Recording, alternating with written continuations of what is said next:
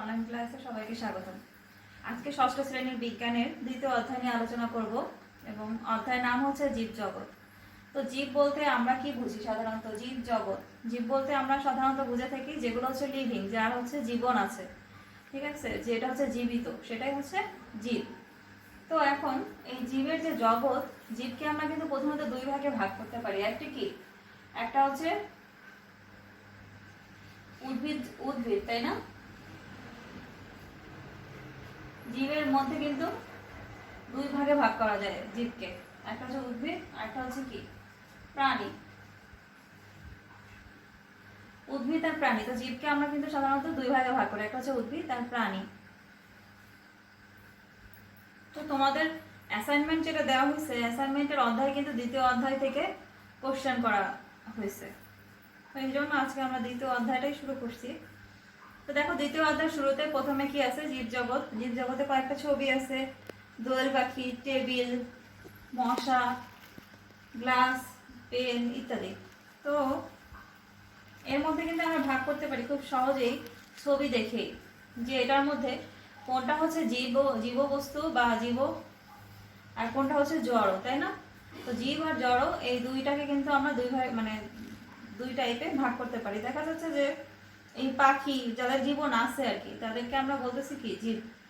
যেমন এই যে দোয়েল পাখি, মশা, মাছি, এদের কিন্তু জীবন আছে, তাই না? এটা কিন্তু লিভিং অর্গানিজম, তো এই জন্য আমরা এদেরকে বলতেছি জীব। কিন্তু এই যে চেয়ার, টেবিল বা গ্লাস, কলম, এদের কিন্তু কোনো জীবন নাই, এরা হচ্ছে কি, জড় বস্তু, তাই না? তো এইভাবে কিন্তু ভাগ করা আছে। দেখো সংজ্ঞায় কি বলা আছে,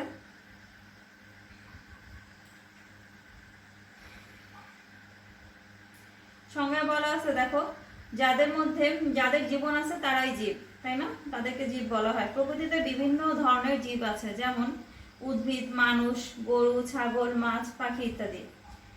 পানির শ্যাওলা বা ব্যাঙের ছাতাও কিন্তু জীব। তাহলে আমরা কিন্তু পানিতে দেখা যায় যে পানির যে শ্যাওলা আছে সেটাও কিন্তু জীব। তারপর ব্যাঙের যে ছাতা আমরা দেখে থাকি বর্ষাকালে হয়ে থাকে গাছের নিচে, ওগুলোও কিন্তু জীবের মধ্যে অন্তর্ভুক্ত। তো এখন তোমাদের জীবের কিছু প্রধান বৈশিষ্ট্য আছে এখানে, যেমন চলন, রেচন, খাদ্য গ্রহণ, ঠিক আছে, প্রজনন, এগুলো কিন্তু জীবের বৈশিষ্ট্য। তাহলে একটা জীব হতে হলে একটা জীবের মধ্যে কিন্তু এই বৈশিষ্ট্যগুলো থাকতে হবে। জীব কি করে? চলাচল করে, তাই না? আর একটা আছে খাদ্য গ্রহণ করবে জীব অবশ্যই। আর একটা আছে যে প্রজনন, প্রজননের মাধ্যমে কি করবে জীব? তার বংশ বৃদ্ধি করবে। আর একটা আছে রেচন, রেচন পদার্থের মাধ্যমে কি করবে সে?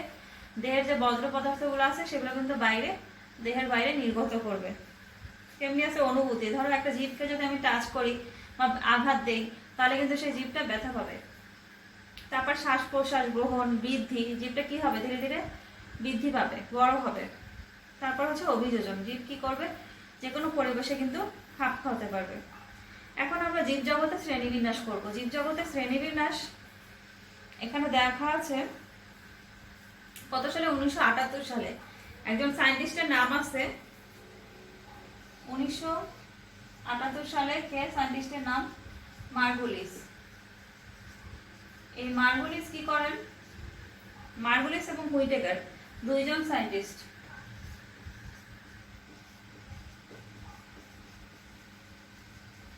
তারা কি করেন? জীব জগৎটাকে কি করেন? 5 ভাগে ভাগ করেন, 5টা জগতে ভাগ করেন। তাহলে আমি যদি জীব জগতে শ্রেণীবিন্যাস করি, ওনারা কি করছেন? 5টা ভাগে জীব জগৎকে ভাগ করছেন। প্রথম ভাগটার নাম দিচ্ছেন মনেরা। প্রথম ভাগটার নাম হচ্ছে মনেরা। দ্বিতীয়টার নাম কি? দ্বিতীয়টার নাম হচ্ছে প্রোটিস্টা। প্রোটিস্টা। তৃতীয় ভাগটার নাম কি, বা তৃতীয় যেই রাজ্যটা, সেই রাজ্যটার নাম হচ্ছে ফানজাই। ফানজাই। চতুর্থটার নাম হচ্ছে প্লান্টি এবং পঞ্চমটার নাম হচ্ছে অ্যানিমালিয়া।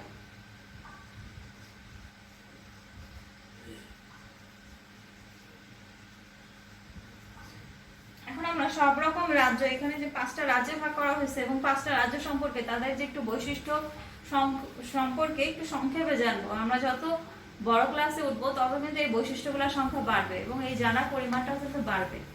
ঠিক আছে। তো দেখো মনেরা রাজ্য, তো মনেরা রাজ্যের কিছু স্পেসিফিক বৈশিষ্ট্য আছে। এটা বোঝাই যাচ্ছে যে একেবারে কি অনুন্নত একটা প্রাণী এবং জীবজগতের মধ্যে এটা সবচাইতে কি অনুন্নত। ঠিক আছে, মনেরা। এবং মনেরার প্রধান বৈশিষ্ট্য হচ্ছে এর কি জীবটি এককোষী এবং এর কোষে সুগঠিত নিউক্লিয়াস থাকে না। আমরা জানি কোষের কিন্তু একটা প্রাণকেন্দ্র হচ্ছে নিউক্লিয়াস, যে কোনো কোষের।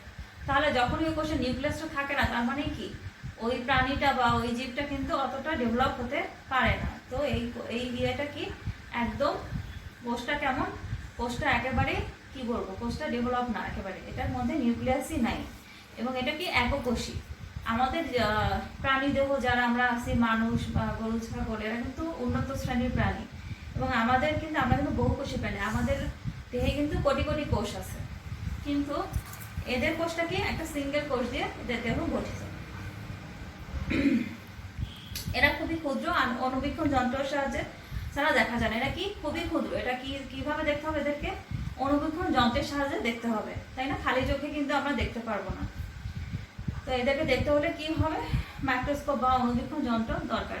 তো বিভিন্ন রকম ভাইরাস, ব্যাকটেরিয়া কিন্তু এই মনেরার মধ্যে অন্তর্গত। এবং তোমাদের বইতে যে উদাহরণটা আছে, এক্সাম্পল আছে, সেটা কি নাম? রাইজোবিয়াম। এটা কিন্তু ওয়ান কাইন্ড অফ, এই রাইজোবিয়াম কিন্তু এক টাইপের কি ব্যাকটেরিয়া। তো বিভিন্ন রকম ভাইরাস, ব্যাকটেরিয়ার নাম কিন্তু আমরা সবাই শুনে থাকি, যাদেরকে খালি চোখে দেখা যায় না। আমাদের হাতের মধ্যেও কিন্তু অনেক রকম ভাইরাস, ব্যাকটেরিয়া আছে এবং হাতটাকে যখন আমরা ক্লিন করি তখন কিন্তু ভাইরাস, ব্যাকটেরিয়াটা মোটামুটি ভাবে চলে যায়। তো রাইজোবিয়াম এটার এক্সাম্পল। তারপর আসলাম প্রোটিস্টা। এর অধীনে ওই সকল জীবকে বিন্যস্ত করা হয় যাদের কোষ সুগঠিত নিউক্লিয়াস যুক্ত। তাহলে এই প্রোটিস্টা কিন্তু একটু ডেভেলপড। প্রোটিস্টা কিন্তু মনেরার চাইতে আর একটু ধাপে ডেভেলপ, কারণ কি এর কোষটা কিন্তু সুগঠিত। তার মানে বুঝলাম এদের কোষে নিউক্লিয়াস আছে, তাই না? দেখো বলা আছে যে এদের কোষ সুগঠিত নিউক্লিয়াস যুক্ত। তাহলে এটার সাথে মনেরার সাথে প্রোটিস্টার প্রধান পার্থক্য হচ্ছে এটা কোষে মানে সুগঠিত নিউক্লিয়াস নাই কোষে, এবং এই কোষে কিন্তু প্রোটিস্টার কোষে কিন্তু নিউক্লিয়াস আছে, সুগঠিত ভাবেই আছে। এরাও কিন্তু প্রোটিস্টাও কিন্তু এককোষী। ঠিক আছে, এবং প্রোটিস্টাকেও কিন্তু দেখতে হলে অণুবীক্ষণ যন্ত্র লাগবে। এরা কিন্তু অনেক ক্ষুদ্র এবং এদেরকেও কিন্তু খালি চোখে দেখা যায় না। কিন্তু প্রধান পার্থক্য মনেরার সাথে প্রোটিস্টার একটাই, যে এদের কোষে নিউক্লিয়াস নাই মনেরার, এবং প্রোটিস্টার কোষে কি নিউক্লিয়াস আছে। এরা এককোষী, একক বা দলবদ্ধভাবে থাকতে পারে। তাহলে এরা এককোষী হতে পারে, মেনলি এককোষী হয়, এবং একক বা দলবদ্ধ মানে একটা সিঙ্গেল প্রাণী আকারেও থাকতে পারে, একসাথে অনেকে মিলেমিশে থাকতে পারে। ঠিক আছে, এবং এটার উদাহরণ কি দেখো? অ্যামিবা। এটার এক্সাম্পল হচ্ছে অ্যামিবা। অ্যামিবার নাম তোমরা কম বেশি সবাই শুনছো। পানিতে বা মাটিতে কিন্তু অ্যামিবা থাকে, এবং অ্যামিবা কিন্তু নির্দিষ্ট কোনো আকার আকৃতি থাকে না। অ্যামিবা কিন্তু এরকম ডিফারেন্ট শেপ হয়ে থাকে এবং চেঞ্জ হয় আকারটা সব সময়। ইউগ্লেনা আরেকটা আছে। তো এরকম বিভিন্ন। তারপরে আমরা আসলাম ফাঞ্জাই বা ছত্রাকে। ফাঞ্জাইয়ের বাংলা নাম হচ্ছে ছত্রাক। ছত্রাকের নাম তোমরা কম বেশি সবাই শুনছো, ঠিক আছে? এটার বাংলা নাম হচ্ছে ছত্রাক।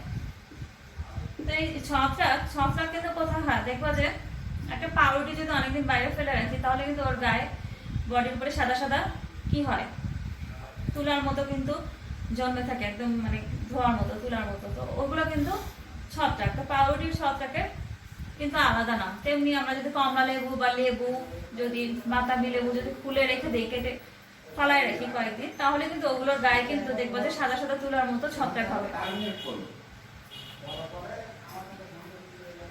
তাহলে এই ছত্রাকগুলোর কিন্তু এক একটা নাম আছে। তো যাই হোক, তেমনি আমরা কিন্তু ছত্রাক আরো দেখি, যেগুলো ইস্ট। আমরা কিন্তু এখন পাউরুটি ফুলাতে কিন্তু ইস্ট ব্যবহার করি, ছোট ছোট গুঁড়ো আকারে পাওয়া যায়। তো ওইটা কিন্তু ফুলাতে সাহায্য করে, পাউরুটি ফুলাতে, কেক ফুলাতে। তো এই ইস্টও কিন্তু ওয়ান কাইন্ড অফ ছত্রাক। আবার ব্যাঙের ছাতা, যেটাকে আমরা খালি চোখে দেখতে পাচ্ছি খুব সুন্দরভাবে, এবং ছাতার আকৃতি নিয়ে কি করে, বিভিন্ন স্যাঁতস্যাঁতে এলাকায় জন্মায় থাকে। তো সেটাও কিন্তু এক ধরনের ছত্রাক। বা মাশরুম, যেটা আমরা খেয়ে থাকি, সেই মাশরুমও কিন্তু ছত্রাকের মধ্যে পড়ে। তো ছত্রাক দেখতে কিন্তু মোটামুটি হোয়াইটিশ, মানে সাদা সাদা কালারের। তো এটার মেইন কারণ হচ্ছে ছত্রাকে কিন্তু কোনো ক্লোরোফিল নাই। ক্লোরোফিল আমরা জানি সালোক সংশ্লেষণের সময় একটা সবুজ বর্ণকণিকা, যেটার কারণে কি উদ্ভিদ দেখতে সবুজ হয়, উদ্ভিদের পাতা সবুজ হয়, এবং উদ্ভিদ যখন খাদ্য তৈরি করে সালোক সংশ্লেষণ প্রক্রিয়া তখন কিন্তু ক্লোরোফিলটাকে ইউজ করে থাকে। যেহেতু ছত্রাকে কোনো ক্লোরোফিল নাই, তাই জন্য কিন্তু ছত্রাকটা দেখতে সাদা হোয়াইটিশ কালার, এবং ছত্রাক কিন্তু পরভোজী, মানে নিজের খাদ্য নিজে তৈরি করতে পারে না।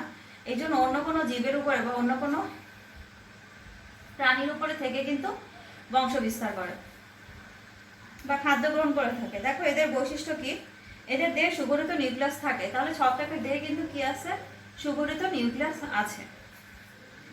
এবং এরা সাধারণত এককোষী বা বহুকোষী। এরা কিন্তু আবার কি এককোষীও হতে পারে, বহুকোষী হতে পারে। আগের দুইটা জগতে যেমন মনেরা আর প্রোটিস্টা, এরা দুইজনে কিন্তু ছিল এককোষী। এখন ছত্রাকে আর একটা পার্থক্য আসলো কি, এরা হচ্ছে বহুকোষী। এককোষীও হতে পারে আবার বহুকোষীও হতে পারে। এরা পরভোজী, মানে অন্য জীবদের উপরে থেকে খাদ্য গ্রহণ করে, কিন্তু এরা কিন্তু নিজের খাদ্য নিজেরা গ্রহণ করতে পারে না। দেখো এখানে উদাহরণ আছে ইস্ট, পেনিসিলিয়াম, মাশরুম ইত্যাদি।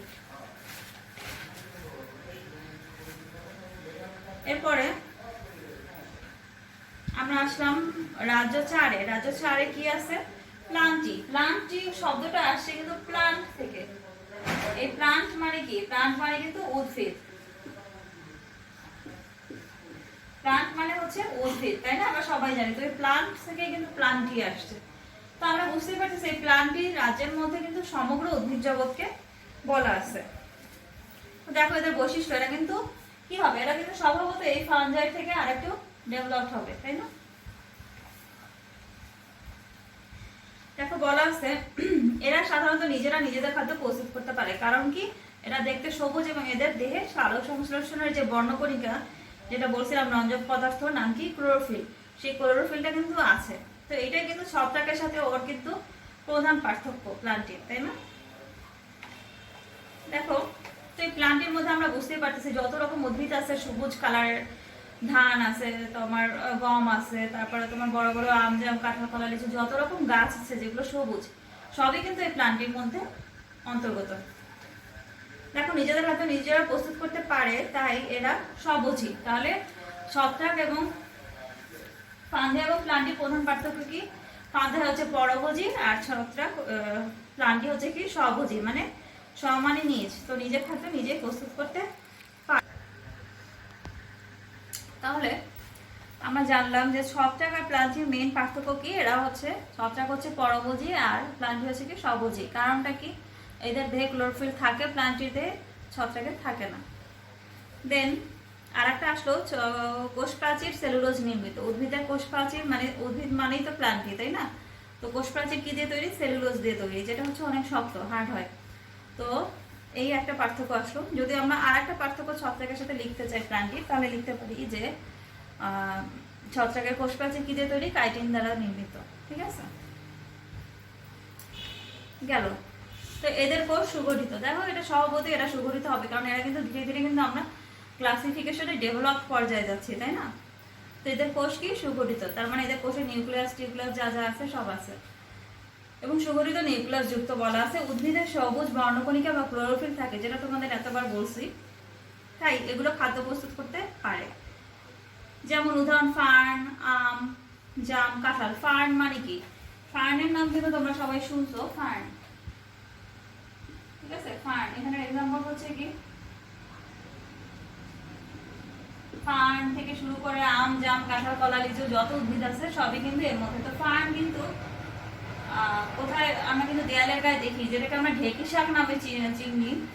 সেই ফার্নটা দেখতে কেমন, গাছটা বিভিন্ন সাথে দেয়ালের গায়ে হয়, এরকম দুই পাশ থেকে এরকম পাতা থাকে, এগুলোকে ফার্ন বলা হয়। ঠিক আছে, তো এগুলো কিন্তু সাথে দেয়ালে হয়ে থাকে। তো ফার্ন থেকে শুরু করে যত উদ্ভিদ আছে সবই কিন্তু প্লান্টের মধ্যে অন্তর্গত। এরপরে আমরা পরের রাজ্য 5-এ আসি। রাজ্য 5-এ কি আছে, এনিমালিয়া। এনিমালিয়া শব্দটাও দেখো এনিমাল থেকে আসছে। কোথা থেকে আসছে, এনিমাল থেকে, তাই না?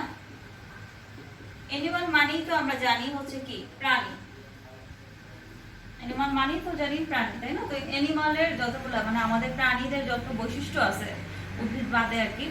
তো সব রকম বৈশিষ্ট্য কিন্তু এর মধ্যে থাকবে। তোমাদের বইতে অল্প সংখ্যক বৈশিষ্ট্য আছে, দেখো এসব জীবের কোষে সেলুলোজ নির্মিত কোষপ্রাচীর থাকে না। তাহলে প্লান্টটির সাথে যদি অ্যানিমালিয়ার পার্থক্য করি, তাহলে প্লান্টটির কোষপ্রাচীর কি দিয়ে তৈরি? সেলুলোজ দিয়ে তৈরি। যার কারণে এই গাছের বা উদ্ভিদের কোষপ্রাচীরটা বা উদ্ভিদ কিন্তু শক্ত হয়, এবং উদ্ভিদ থেকে কিন্তু আমরা কাঠ পেয়ে থাকি জানি। কিন্তু অ্যানিমালিয়া, আমাদের বডি, হিউম্যান বডি কিন্তু নরম, তাই না, সফট। তো এই জন্য কিন্তু শুধু হিউম্যান না, গরু ছাগল যাই আছে, যত রকম অ্যানিমাল আছে, সবার কিন্তু বডিটা কি সফট থাকে, এবং এটা কিন্তু সেলুলোজ দিয়ে তৈরি নয়। দেখো বলা আছে সাধারণত এই কোষগুলোতে প্লাস্টিডও থাকে না। প্লাস্টিড মানে কি? প্লাস্টিডের মধ্যেই কিন্তু ক্লোরোফিল অন্তর্গত, তাই না? প্লাস্টিড হচ্ছে উদ্ভিদের বিভিন্ন রকমের বর্ণকণিকা, তাই না? তো প্লাস্টিক থাকে না, তার মানে এদের দেহে ক্লোরোফিল নাই। আমাদের যত রকম অ্যানিমাল আছে তাদের দেহে কি থাকে? ক্লোরোফিল থাকে না। তার মানে কি আমরাও কিন্তু পরভোজী। তাই খাদ্যের জন্য এরা উদ্ভিদের উপর নির্ভরশীল প্রত্যক্ষ বা পরোক্ষভাবে। আমরা কিন্তু যত ধরনের খাদ্য গ্রহণ করে থাকি সব কিন্তু আসে কোথা থেকে? উদ্ভিদ থেকে। এবং কিভাবে আসে? প্রত্যক্ষভাবে আসে বা পরোক্ষভাবে আসে। তার মানে কি, ধরো আমি ধান, গম, চাল যাই খাই সবই কিন্তু উদ্ভিদ থেকে আসতেছে। ইভেন ফল, ফ্রুট, শাকসবজি সবই কিন্তু উদ্ভিদ থেকে। আর যদি গরু ছাগল খেয়ে থাকি আমরা, বা মুরগি খাই, এগুলো কিভাবে আসে? কারণ ওই মুরগি বা গরু ছাগল এরাও কিন্তু কি করে? কি খাবার খায়? উদ্ভিদ থেকে কিন্তু খাবার খায়, তাই না? বা এরা কিন্তু উদ্ভিদ খায়, ঘাস খায়, লতা পাতা খায়। তো এই জন্য বলা আছে যে প্রত্যক্ষ বা পরোক্ষভাবে আমরা খাদ্যের জন্য কিসের উপর নির্ভরশীল? উদ্ভিদের উপর নির্ভরশীল। উদাহরণ মাছ, পাখি, গরু, মানুষ ইত্যাদি। দেখো তাহলে আমরা মোটামুটি জীবজগৎকে 5 ভাগে ভাগ করছি, এবং কোন সায়েন্টিস্টের অনুযায়ী দুজন সায়েন্টিস্ট মার্গলিস এবং হুইটেকার 1978 সালে কিন্তু তারা এই 5টা রাজ্যে বা 5টা জগতে ভাগ করে থাকে প্রাণী জগৎকে, জীবজগৎকে। তো এই জীবজগতের মধ্যে আমরা 5টা কি করলাম? 5টা জগতের নাম এবং তাদের বৈশিষ্ট্য কিন্তু জানলাম, এবং আমাদের উদাহরণগুলো শিখতে হবে সেই সাথে। তো আজকের ক্লাসে তোমাদের জন্য এইটুকুই। নেক্সট ক্লাসে আবার দেখা হবে। খুদা হাফেজ।